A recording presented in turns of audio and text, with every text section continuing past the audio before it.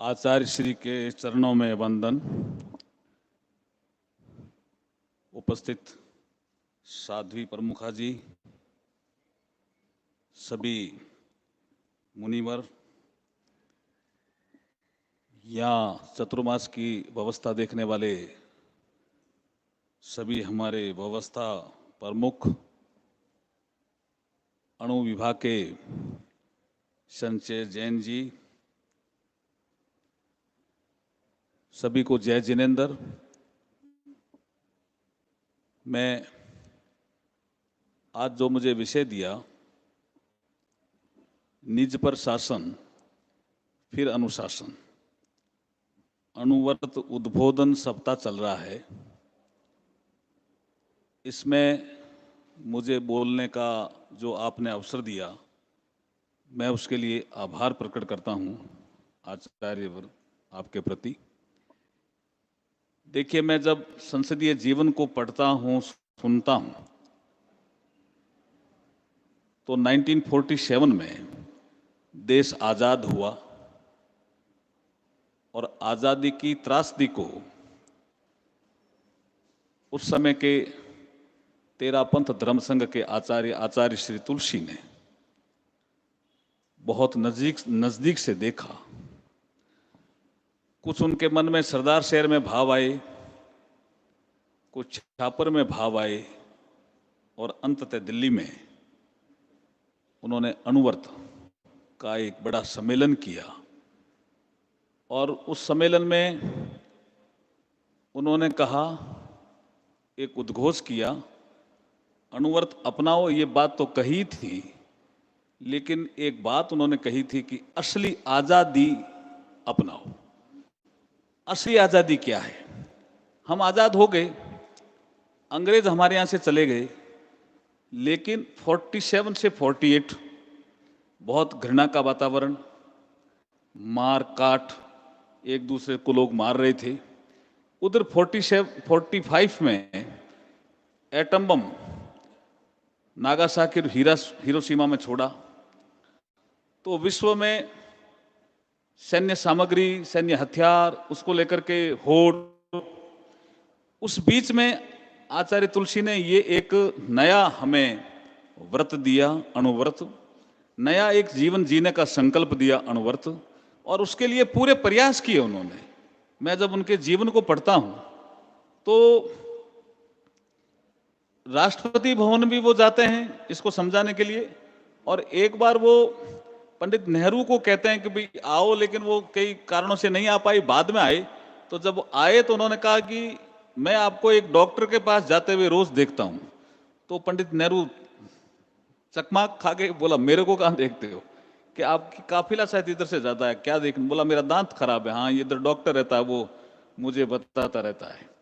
लेकिन आप जब तक संसद में और संसदीय जीवन में अणुव्रत नहीं अपनाओगे, ये शांति नहीं आने वाली, ये सद्भाव नहीं आने वाला, मानवता का विकास नहीं होने वाला। तब उन्होंने कहा, कहाँ आपका प्रोग्राम है? कि बोला, मेरा राष्ट्रपति भवन में। तब गए तो प्रधानमंत्री जी से लेकर के राष्ट्रपति भवन तक कितना प्रयास किया। और उसके बाद मैं आज इस मंच से एक पत्रकार को धन्यवाद देता हूं। दिल्ली में एक पत्रकार थे, उस समय आचार्य श्री तुलसी की उम्र 33 साल की रही होगी। उन्होंने एक आर्टिकल भेजा और अमेरिका की टाइम मैगजीन में छपा कि ये एक कोई जैन साधु है जिसकी उम्र 33 साल है, और वो ये कहता है कि एटम बम से ज्यादा या अणु बम से ज्यादा अणुव्रत का प्रभाव है। तो उनको लगा ये क्या कह रहा है, ये अजीब सी चीज क्या कह रहा है, क्या होता है ये अणुव्रत?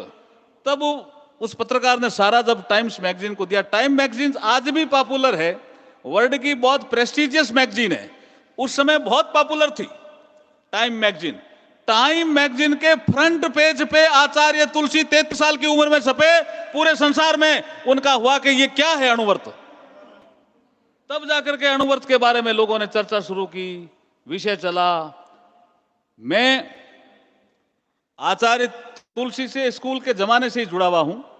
मैं जैन स्कूल में ही पढ़ा हूं, इसलिए मेरा गंगा शहर, चूंकि कुछ तेरापंथी कहते हैं कि गंगा शहर कैपिटल है, कोई कहते हैं लाडनू कैपिटल है, वो तय आप करो, लेकिन गंगा शहर भी कम नहीं है। तो हम वहां से कई बार उनके प्रवचन सुने, कॉलेज में भी सुने।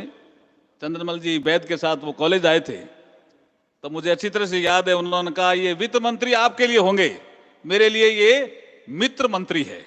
ये जो आचार्य तुलसी की जो शैली थी ना, वो प्रभावित करती थी। उस समय हम तो स्टूडेंट ही थे। ये वित्त मंत्री आपके लिए होंगे, ये मेरे लिए तो मित्र मंत्री है। ये शैली बहुत प्रभावित करने वाली, कम्युनिकेशन की स्टाइल अलग, जुड़ता गया। उसके बाद जब मैं चूरू में कलेक्टर बना तो आचार्य महाप्रज्ञ जी का बीदासर में कार्यक्रम था, आप भी थे।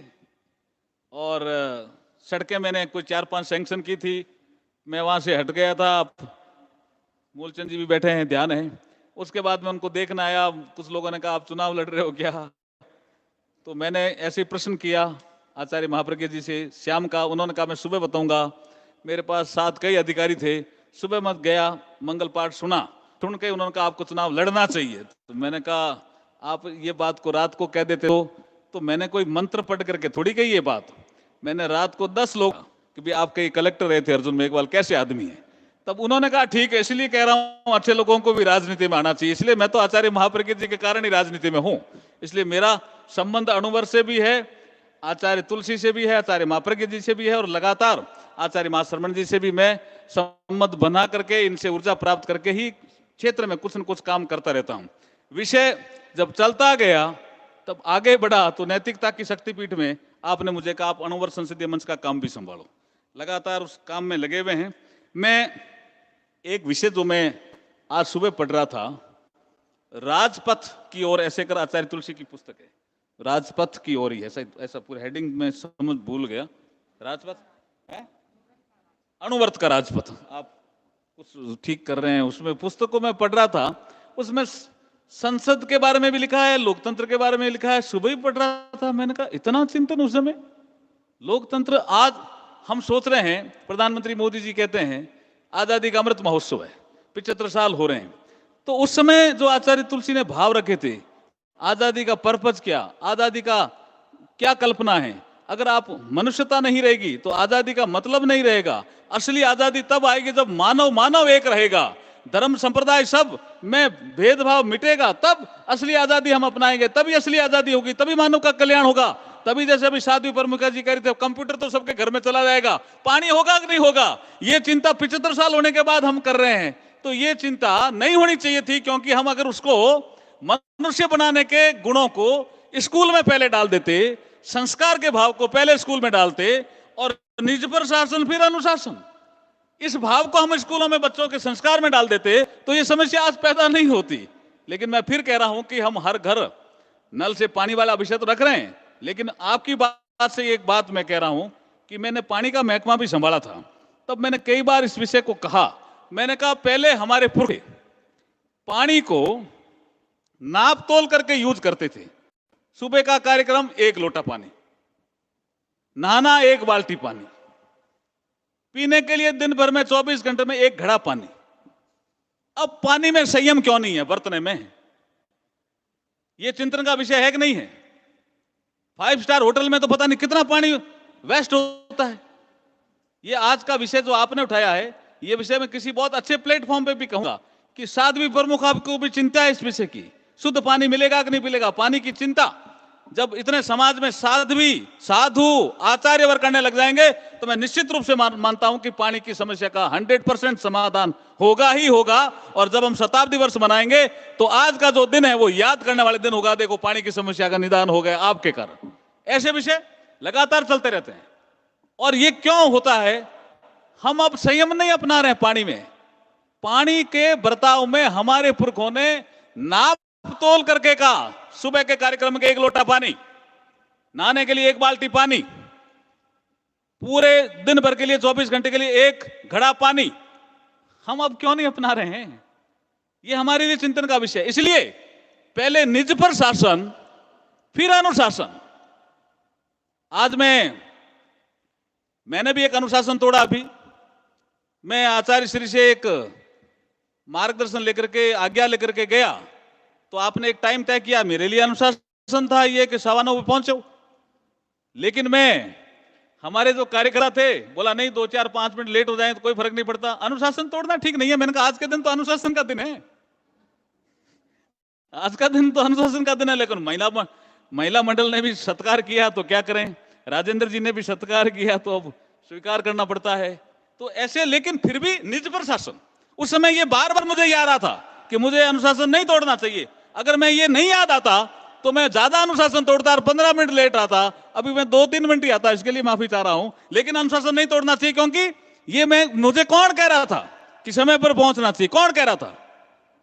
मेरे पास 5 ज्ञानेंद्रियां हैं, 5 कर्मेंद्रियां हैं। ये ज्ञानेंद्रिया कर्मेंद्रिया नहीं कह रही थी। वो तो नाश्ता करते समय कह नाश्ता स्वादिष्ट है और कर लो।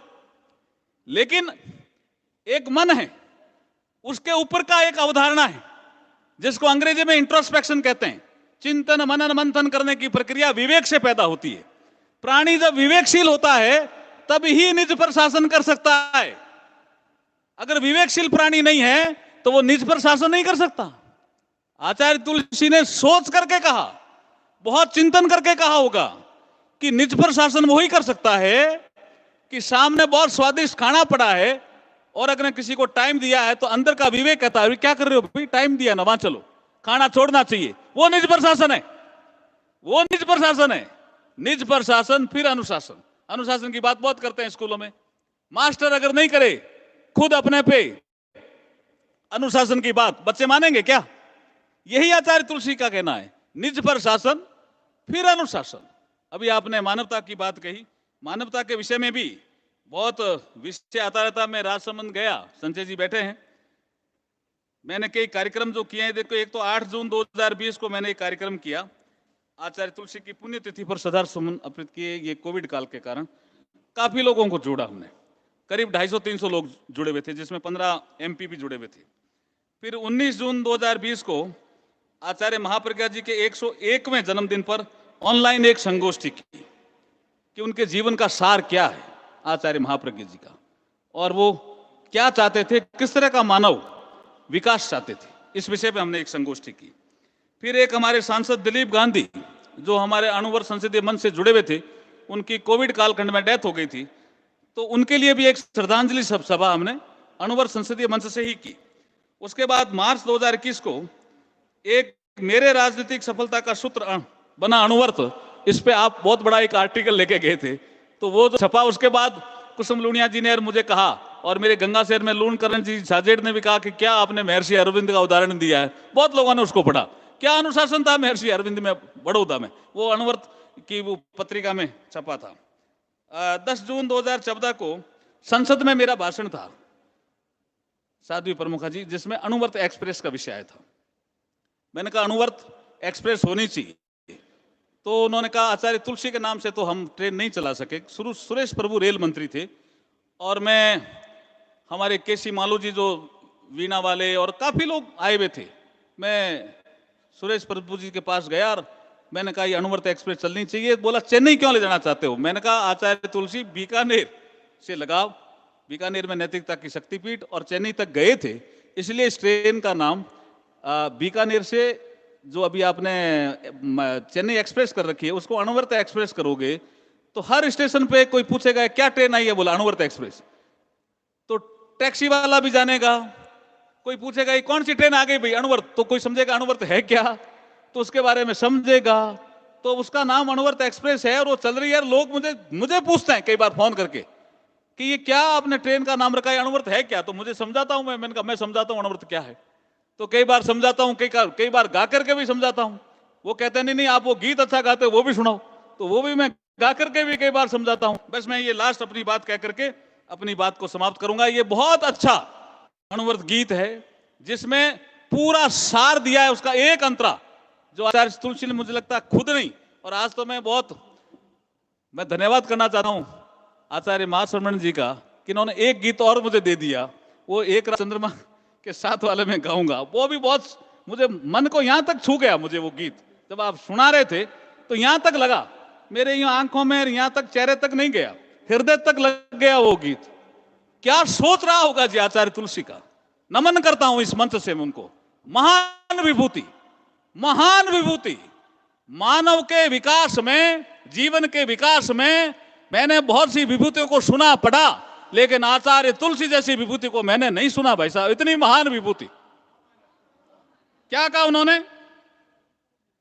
अपने से अपना अनुशासन, अणुवर्त की परिभाषा, अणुवर्त की परिभाषा।